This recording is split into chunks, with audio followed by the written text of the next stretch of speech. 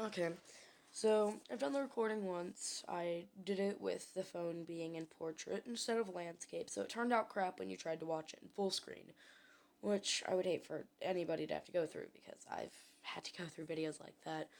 And they were good people, just the wrong setup. So I'm gonna do it in landscape, and I found a good app that does all of it, and I'll put it in the description. I'll just put the name of the app. The only store that I know of it being on is on the Android. I have an LG phone, but I'm going to get started. I have played this game a couple times, and sorry if I go a little fast or if I cough. No, no, okay. Let us begin. A knight charges up the slope at you. His horse pounds at the ground, carrying the heavily armored warrior as if he were a child's doll. The knight sets his lance to attack you. How do you defend yourself, O mighty dragon? Um, I take charge to the air with a quick beat of my wings. I knock the knight from his horse with a slap of my tail. I rush into his charge and tear him to pieces with my claws. A puff of fiery breath should be enough for him, or restore saved game, which, no. So, a puff of fiery breath should be enough for him, is what I'm choosing. You let loose an inferno of fire. The knight's horse is cooked nicely, and your stomach lets out a deafening rumble as the smell of roast destrier, again, sorry, or not again, but sorry for butchering any words, reaches your nostrils. The knight himself staggers to his feet. His armor managed to keep him alive, but only barely. Do you finish him off, victorious dragon? Of course. How dare he attack me? Or, I let him live to warn others of my immense power. Or, now that the threat is ended, he is beneath my concern. I'm going to choose I let him live to warn others of my immense power. Begone, petty human. To attack me is to meet your doom, you growl. The knight stumbles away as quickly as he can, not even daring to pretend that he could still fight you. You know, it's going to get annoying to keep calling you great and mighty dragon. What is your name? Gorthalon, Cethilus, Calamvir, all these names are terrible, which I'm going to choose all these names are terrible, which it lets you choose your own. And for the irony, just wait for it.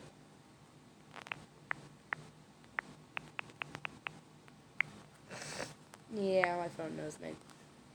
Will you be male or female? The choice is male, female, neither, unknown/undetermined, or do not pester me with imputed questions. Male. As you think about it, the knight's attack was probably inevitable. After all, you did just kidnap the princess from right out of her tower.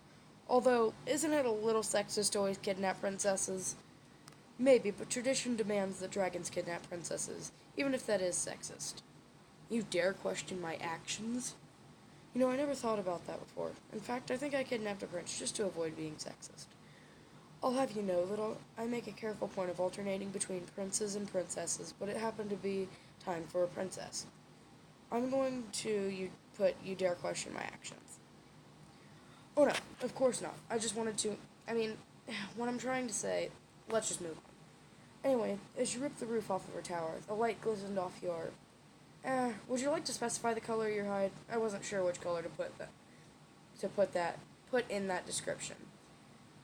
Can we just get to the smashing? Black, blue, brown, gold, green, iridescent, red, and white. I'm gonna put iridescent because why not?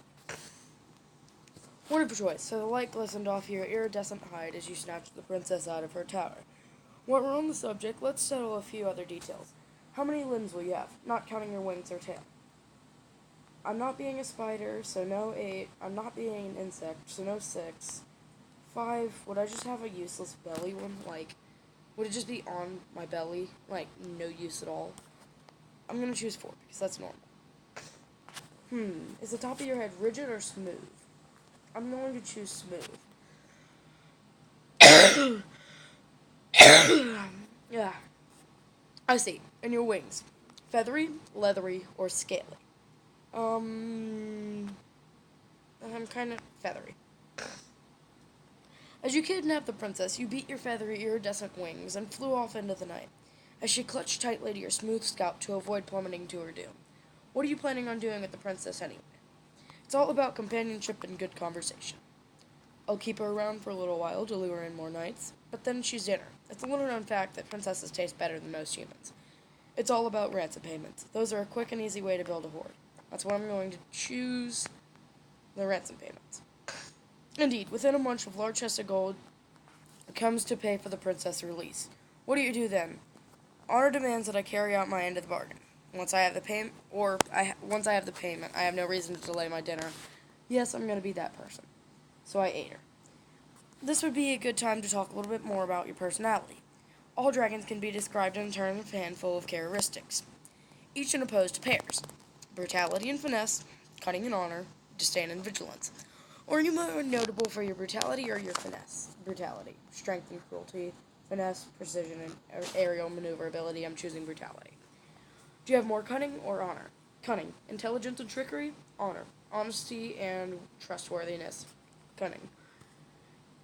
Do you disdain threats and insults that are beneath you, or are you vigilant against any slight or transgression? Disdain, patience and scorn, vigilance, attention and impulsiveness, patient and scorn. I'm not patient, but that last one, yeah, sure. Now we're going to view some flashbacks to your days as a wormling. Yes, because that's what dinosaurs are called. As a young hatchling, you lived with your mother in a cave high up on a mountain. Your mother had a vast hoard of treasures and a varied hunting range.